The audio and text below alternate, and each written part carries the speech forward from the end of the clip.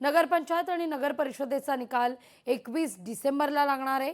मतमोजणी 21 डिसेंबरलाच होणार असल्याचं सुप्रीम कोर्टानं स्पष्ट केलंय।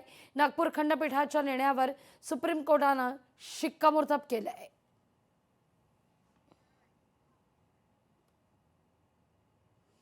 मतमोजणी संदर्भात सुनावणी पार पडली आणि त्यानंतर नागपूर खंडपीठाचा निर्णय योग्यच असल्याचा निर्वाळा देण्यात आलाय। अधिक माहिती घेऊया आपल्या प्रतिनिधी भाग्यश्री यांच्याकडून। भाग्यश्री, मतमोजणी 21 डिसेंबरलाच। नक्कीच आपण बघतो लागली की मतमोजणी जी आहे ती 21 डिसेंबरलाच आता होणार आहे।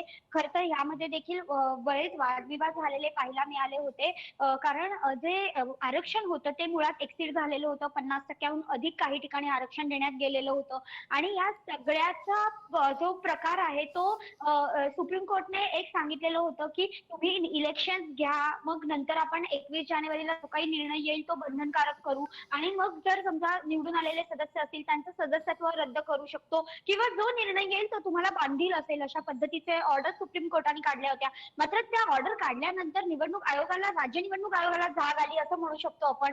आणि या राज्य निवडणूक आयोगाने ज्या ज्या ठिकाणी एक्सीड झालेलं होतं आरक्षण त्या त्या ठिकाणचे नगर परिषदेच्या ज्या निवडणुका होत्या त्याच मुळात थांबवलेल्या होत्या आणि त्याच्यानंतर पुन्हा एकदा एक याचिका कोर्टामध्ये दाखल झाली। ती याचिका उच्च न्यायालयाच्या नागपूर खंडपीठामध्ये दाखल झाली होती। त्या खंडपीठाने सांगितलं की सगळेच जे मतमोजणी आहे ती 21 तारखेला होईल। जेव्हा 20 तारखेला काही नगर परिषदांच्या ज्या तारखा पुढे गेल्या त्या झाल्या की 21 तारखेला सगळ्याच नगर परिषदांच्या ज्या मतमोजणी आहेत ती एकत्र होतील, अशा पद्धतीचा निर्णय दिला होता। मात्र हा निर्णय त्या राजकीय पक्षांना मान्य नव्हता। त्याच्यावरनं रवी किरण यांनी एक याचिका दाखल केली होती आणि त्याचबरोबर उरणचे एमआयएमचे प्रदेश उपाध्यक्ष होते पुंजानी म्हणून, त्यांनी ही याचिका दाखल केलेली होती आणि त्या याचिकेवर आज सुप्रीम कोर्टात तातडीने सुनावणी झाली। ही सुनावणी जेव्हा झाली तेव्हा आता जी मतमोजणी आहे ती 21 तारखेलाच होणार असल्याचं शिक्कामोर्तब झालेलं आहे। निश्चित भाग्यश्री, धन्यवाद तुम्ही दिलेल्या एकूणच या सविस्तर माहिती करता। आपण पाहतोय नगरपंचायत आणि नगर परिषदेसंदर्भात आता मात्र मतमोजणी 21 डिसेंबरलाच होणार आहे। सुप्रीम कोर्टानं नागपूर खंडपीठाचा निर्णय योग्यच असल्याचा निर्वाळा दिलाय।